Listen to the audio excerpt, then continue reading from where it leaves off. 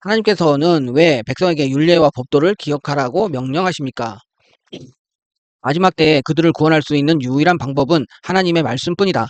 말씀에 생명이 있고 말씀에 길이 있기 때문이다. 모세를 통하여 주신 말씀은 곧 예수를 증거하는 것이다.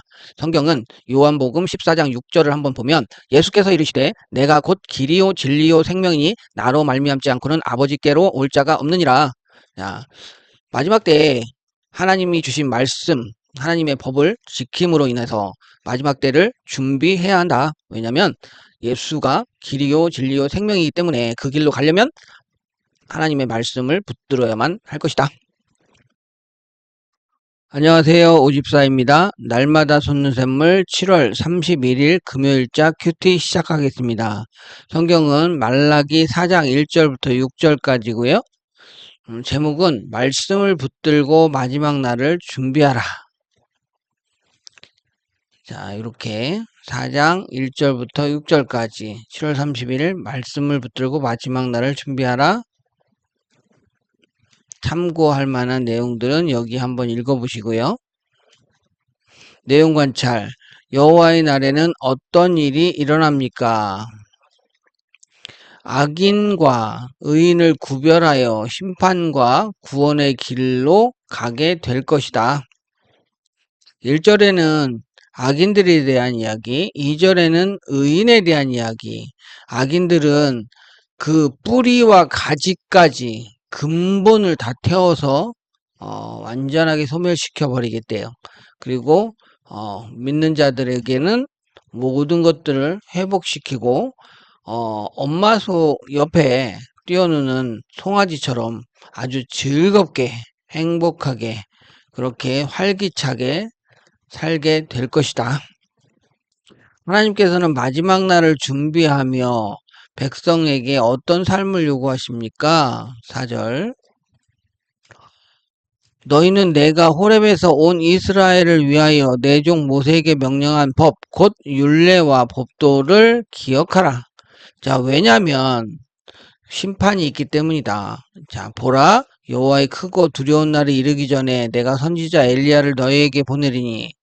자, 예수님 때 세례 요한이 먼저 나와서 회개하라 이렇게 외쳤죠.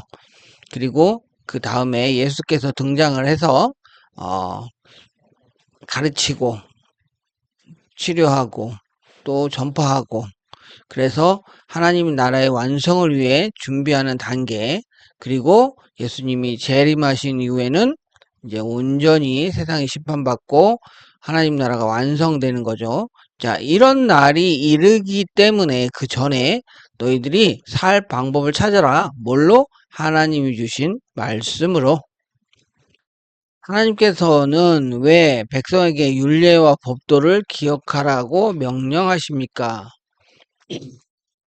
마지막 때에 그들을 구원할 수 있는 유일한 방법은 하나님의 말씀뿐이다.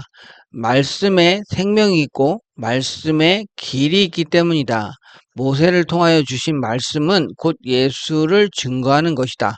성경은 요한복음 14장 6절을 한번 보면 예수께서 이르시되 내가 곧 길이요 진리요 생명이니 나로 말미암지 않고는 아버지께로 올 자가 없느니라.